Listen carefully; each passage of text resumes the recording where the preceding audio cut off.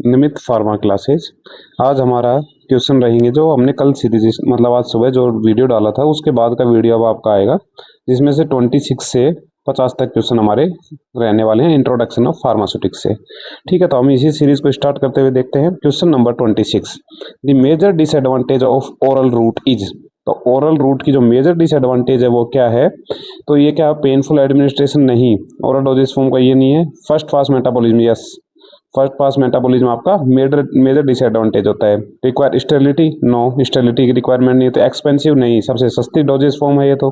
ठीक है, तो ओरल रूट का तो मैं आपको एक्सप्लेनेशन के साथ बता रहा हूँ ना कैसे क्या पढ़ना है। तो एक एक ऑप्शन काटते हुए जाएंगे, एग्जाम में आपको नहीं काटने की जरूरत, वहाँ तो आप जैसे अभी काट लेंगे तो वहाँ जरूरत नहीं पड़ेगी क्योंकि आपके कॉन्सेप्ट तब तक क्लियर हो चुके होंगे। ठीक है, तो इसका आ गया फर्स्ट पास मेटाबॉलिज्म। नेक्स्ट है आपका which dosage form is generally preferred for the paediatric patients, यानी कि कौन सी बाल रोगियों के लिए सामान्यतः कौन सा डोजेज फॉर्म अधिक उपयुक्त है? तो लार्ज टैबलेट नहीं, लार्ज टैबलेट तो बच्चों के गले में फंस जाएगी। सपोस्ट्रीज नहीं, कैप्सूल नहीं, तो उनके लिए क्या आ गया आपका सिरप्स। बच्चों को मेनली वैसे भी सिरप दी जाती है, तो आपसे सिंपल क्वेश्चन है। तो इसी टाइप के क्वेश्चन आएंगे स्टूडेंट्स, ऐसा नहीं है कि आपको हाई फाई लेवल का पढ़ना है वो आएगा, ऐसा कुछ नहीं आएगा स्टूडेंट्स, बिल्कुल इजी क्वेश्चन आते हैं। ठीक है, अगला है लोलेंजिस आर मेनली इंटेंटेड फॉर। लोलेंजिस मुख्यतः किस उद्देश्य से प्रयुक्त की जाती हैं? Local action in mouth and throat. ठीक है, ये तो मुझे बहुत अच्छा लगा। ठीक है, इंट्रावीनस एक्शन नहीं, इंट्रावीनस के लिए तो आईवी फ्रूट्स वगैरह होते हैं ना। रेक्टल एक्शन नहीं, ये तो मुंह से ले जाती है तो रेक्टल में का एक्शन शो करेगी। सिस्टमिक इंजेक्शन, नो नो, तो सिंपल हो गया local action in mouth and throat. Next आपका which dosage form contains two immiscible liquids stability by an emulsifying agent. Emulsifying agent किस में मिलाए जाते हैं? देखो सिंपल, आपको नहीं भी आता इमल्सिफाइंग एजेंट किस में मिलाए जाते हैं? इमल्सन में। ठीक है, इतना पता चला। उसके बाद इसी क्वेश्चन में देखिए टू इमिसिबल लिक्विड्स, दो ना घुलने वाले लिक्विड, क्या हो गया? क्या पानी में पानी को घोल देते हैं, घुल जाता है। तो पानी के अंदर क्या मिलाएं? ऑयल मिला दो ना, वही तो इमिसिबल लिक्विड होता है। तो ये क्या चीज होती है? सिंपल, ये क्या चीज होती है? इमल्सन होती है। क्वेश्चन में ही आंसर छुपा हुआ होता है आपका। ठीक है, क्वेश्चन में ही आंसर छुपा हुआ होता है। तो सस्पेंशन नहीं, इसमें टू इमिसिबल लिक्विड नहीं होता, इसमें एक सॉलिड फॉर्म होती है और एक लिक्विड फॉर्म होती है। इमल्सन यस, सॉल्यूशन में दोनों सॉल्युबल होते हैं। ठीक है, लिनीमेंट्स नो, तो आपका ऑप्शन नंबर बी ठीक हो गया। नेक्स्ट आपका which factor is most important while selection A doses form. ठीक है, डोजेज फॉर्म के चयन करने में सबसे महत्वपूर्ण कारक कौन सा होता है? कलर ऑफ डोजेज फॉर्म नहीं, ये कोई काम का चीज थोड़ी। Patients conditions and route of administration, ये बात ठीक लगी। शेप ऑफ कंटेनर नहीं, इससे क्या मतलब है? आपको डोज से मतलब है, किसी भी शेप के में डाल दीजिए, आप इस तरह से में डाल दीजिए, ड्रग तो वही होनी है, एक्शन तो वही करनी। मैन्युफैक्चरिंग कंपनी कंपनी थोड़ी मतलब, उसके कंपोनेंट से मतलब अपने को, रूट किस रूट की उसने डोज बनाई उससे मतलब अपने को। ठीक है, तो patient conditions and route of administration. Next है आपका which dosage form provides the most accurate dose for a patient. ठीक है, रोगी को सबसे सटीक दवा कौन सी डोजेज फॉर्म में मिलती है? सिरप, सस्पेंशन, टैबलेट या इमल्सन। तो इसमें क्या आ जाएगी आपकी टैबलेट। सिरप में क्या होता है? देखो सिरप में जैसे आपने कंटेनर के अंदर सिरप रखी हुई है, ठीक है, तो उसमें एक तो मोस्ट एक्यूरेट नहीं दे पाएंगे। मान लो आपको लगता है कि मुझे 5 mg एक बार में पीनी है, तो ऐसा थोड़ी हो पाएगा, चम्मच में जितनी आएगी, है ना। फिर दूसरा सस्पेंशन, सस्पेंशन तो वैसे ही पार्टिकल्स फ्लोकुलेटेड डिफ्लोकुलेटेड टाइप के, तो सबसे एक्यूरेट होता है टैबलेट में। 500 mg की टैबलेट है तो 500 mg जाएगी अंदर। ठीक है, प्लस माइनस वो आपका जो भी होता है वो मैंने वीडियो में बता रखा है, उसमें जाके देखो, प्लस माइनस का टैबलेट में भी होता है ना एक्यूरेसी। ठीक है, अगला है which of the following is the considered a monophasic liquid doses form. बिल्कुल अच्छा क्वेश्चन आ गया। दो तरह के डोजेज फॉर्म होती हैं लिक्विड डोजेज फॉर्म, बाईफेजिक और मोनोफेजिक। तो मोनोफेजिक जिसमें एक ही फेज हो, यानी कि अच्छे से घुल चुका हो। बाईफेजिक में सस्पेंशन और इमल्सन, तो सस्पेंशन और इमल्सन तो आप सीधा काट दो, ये काट दिया, सॉल्यूशन इसका आंसर हो जाएगा। मैग्मा तो वैसे ही कट गया। ठीक है, तो आपको ऑप्शन देखते ही मतलब आपको पहला तो होना चाहिए ट्यूशन पढ़ते आंसर आ जाए आपको, वो भी नहीं आ रहा तो फिर आपको ऑप्शन की जरूरत पड़नी चाहिए। तो मैं तो कहता हूँ कि स्टूडेंट इतनी अच्छी तैयारी कीजिएगा, आपको क्वेश्चन पढ़ा और आपको ऑप्शन दिमाग में आ गया, ना कि आपको ऑप्शन देखने की जरूरत पड़ी। क्योंकि मैं जब भी एग्जाम देता हूँ तो मेरा तो सीधा यही रहता है कि आप क्वेश्चन पढ़ो, आंसर जो दिमाग में आया वही देखो, ऑप्शन में वो ढूंढो है कि नहीं है तो वो टिक कर दो। सोचना ही नहीं है, डबल माइंडेड होना ही नहीं है। ठीक है, आपके माइंड में जो फर्स्ट टाइम जो क्लिक किया वही आपका आंसर होता है। अगर आपने दोबारा ऑप्शन देके सोचा तो कंफ्यूज हो जाओगे। तो इसलिए मैं बोलता हूँ आपको जो दिखा वो टिक करो बस। The process of converting a drug into a suitable doses form is called. किस औषधि को उपयुक्त डोजेज फॉर्म में परिवर्तित करने की प्रक्रिया कहलाती है? ठीक है, तो ये क्या आ जाएगा आपका फार्मास्यूटिक्स, फार्माकोडायनेमिक्स, ये आपको मैं इकोलॉजी जब चलेगा तब बताऊंगा। फार्माकोडायनेमिक्स और फार्माकोकाइनेटिक्स। फार्माकोकाइनेटिक्स में आपकी आती है एडीएमई, एब्जॉर्प्शन, डिस्ट्रीब्यूशन, मेटाबॉलिज्म और एक्सक्रीशन। जो अंदर जो होता है कि ड्रग जब बॉडी के अंदर चली गई तो वो क्या एक्शन शो करेगी, वो किस में आती है आपकी फार्माकोडायनेमिक्स के अंदर। ये आती है आपकी फार्माकोकाइनेटिक्स। ठीक है, फार्मास्यूटिक्स में तो आपकी डोजेस फॉर्म का आ गया, टॉक्सिकोलॉजी, ठीक है, और फार्माकोग्नोसी। अगला है आपका 34 number question, which excipients is mainly use to reduce the friction during the tablet compression. ठीक है, टैबलेट कंप्रेशन के दौरान घर्षण कम करने में किस एक्सिपिएंट्स का उपयोग किया जाता है। तो सिंपल सा मैग्नीशियम स्टीरेट, ऊपर भी एक क्वेश्चन में आया था तब मैंने आपको बताया था। स्टार्च को क्या लिया जाता है, एज ए बाइंडर। ठीक है, अभी फिर दोबारा से बता रहा हूँ, एज ए बाइंडर के तौर पे यूज करते हैं। ठीक है, और दूसरा किसके तौर पे यूज करते हैं, एज ए डिसइंटीग्रेंट के तौर पर। बाइंडर के तौर पे किसको यूज करते हैं, स्टार्च पेस्ट को, और डायरेक्ट आपका स्टार्च है तो किस तौर पे यूज किया जाता है, डिसइंटीग्रेंट के तौर पे। टाल्क आपका ग्लाइडेंट के तौर पे होता है। लैक्टोलोज आपका एक्सिपिएंट, यानी कि जो बल्क लैक्सेटिव, जो मतलब इंक्रीज करता है टैबलेट के मास को। ठीक है, उसमें आपका लैक्टोलोज को यूज किया जाता है। ठीक है, लैक्टोलोज के पीछे भी एक बहुत बड़ी कहानी है, मैंने वीडियो में कंप्लीट बताया हुआ। लैक्टोज बहुत मतलब इंपॉर्टेंट है, आपको यही नहीं है कि आपको नौकरी लगना है, उसके साथ कौन नॉलेज भी होनी चाहिए। ठीक है, तो उसके लिए आप थ्योरी लेक्चर्स देखिए। Which route of administrations avoid the gastrointestinal डिग्रेडेशंस of drug. कौन सा मार्ग दवा को जठरा क्रिय अपघटन से बचाता है। ओरल रूट नहीं, ओरल रूट से जाती वही है।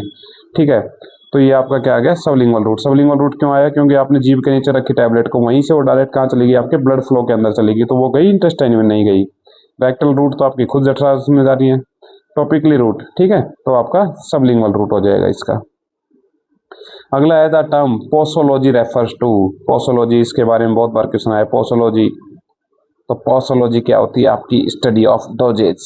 ठीक है, पोसोलॉजी क्या आपकी स्टडी ऑफ डोजेज, बहुत बार क्वेश्चन पूछा हुआ है पोसोलॉजी के बारे में। आपका पूरा एक चैप्टर होता है जब आप डिप्लोमा डिग्री करते हैं तो पोसोलॉजी तो है।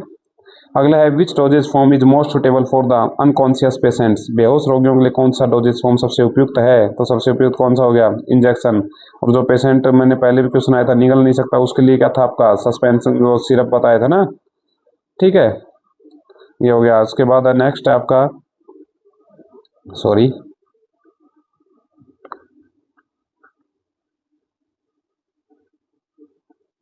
नेक्स्ट क्वेश्चन है in an emulsion the disperse phase exist as. Emulsion में डिस्पर्स फेज किस रूप में मिलती है, solid, gas bubbles, fine liquid droplets.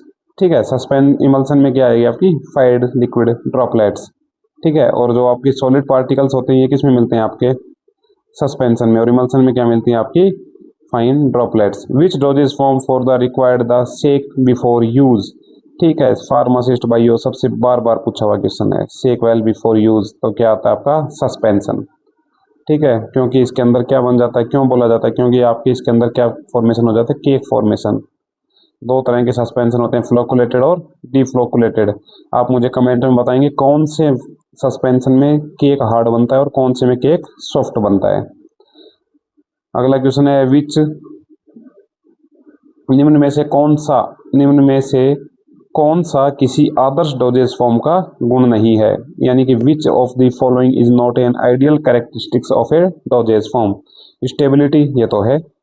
Safety, ये भी है। पुअर पेशेंट कॉम्प्लियंस, इफिकेसी, तो ये सिंपल सा ही दिख रहा है। ठीक है ना। नेक्स्ट है a drug intended for local acting on skin is the best formulated as.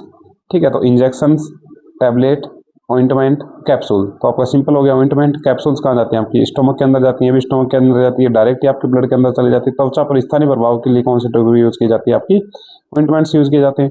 Which dosage form is the commonly use to mask the unpleasant taste और ऑर्डर। खराब स्वाद और गंध को छुपाने के लिए सामान्य कौन सा डोजेज फॉर्म उपयोग किया जाता है, तो सिंपल हो गया आपका कैप्सूल्स। कैप्सूल्स कैसे, लोशन को तो आपको बाहर लगाना है ना, बॉडी के बाहर लगाना है, उसमें तो खुद सुगंधी वाले कुछ मिला के डाला जाता है। गार्गल्स, अगर आप मुंह में या अगर कड़वी चीजें डालेंगे तो उल्टी का होने का चांस, वही लिनीमेंट्स के साथ। तो इसके लिए सबसे सिंपल हो गया आपका, अगर कोई ड्रग कड़वी है तो उसको किसमें, कैप्सूल्स में छुपा के दे दीजिए, क्योंकि कैप्सूल्स के बाहर क्या होता है, जिलेटिन का कवर होता है ना। कैप्सूल के बाहर क्या है, जिलेटिन का कवर है, जैसे जिलेटिन कवर हो गया, तो इसके अंदर आपकी क्या है, एक्टिव फार्मास्यूटिकल इंग्रेडिएंट है जो बहुत बिटर इन टेस्ट है। तो उसको इसके अंदर रख दिया, क्योंकि मुंह के अंदर रखेंगे टैबलेट, अगर बनाएंगे टैबलेट को इतना कड़वा रखेंगे तो टैबलेट तो कुछ ना कुछ % थोड़ा बहुत डिजोल्व होने के चांस होते हैं मुंह में, ठीक है। तो बट कैप्सूल का नहीं होता, इसलिए कैप्सूल को उसमें रखा जाता है। नेक्स्ट है आपका the first pass effectively mainly occurs after the administration throw.